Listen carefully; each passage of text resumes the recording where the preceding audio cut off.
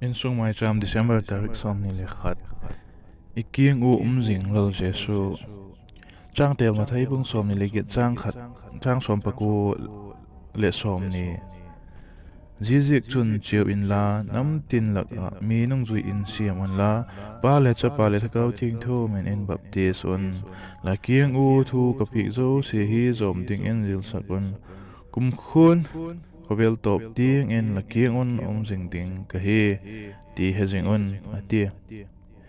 khovel hin buina ituk seku achang le itak sao nat na achang le lung thim nat na khen khat chu nat na thuk zo lo in athiwa khen khat wang chun lung thim nat zik te pan pi tu ding nei lo a kingai nat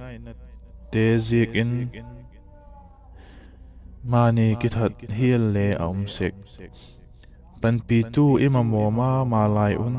sul na sep na chun pan pi tu ding nei lo gol in ei ki hi sak sek he i he jing diu chu ei he pi zi ka avan mun lo pi na zo se hun nu se hovel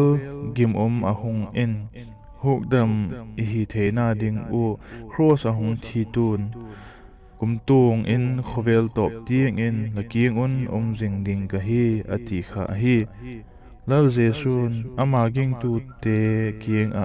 jing ding a akitiam na hi athamon tak zet a hi mi tam tak te chun sum le pai mang in lung don naw le lung kham na teu ki thamon ako seku ji chu sot ang dai ngai pu lung ngai nan achup sek he tam tak te chun khovel nop na chen in hin khu ki pak sak agu a le hin thamon na le ki pak na a hol u atop a chun a hol dik lo zi ko na be dong mai sekwe ging tu te chuwang lal jesu ang sunga kingak lo ngal kingak na ding dang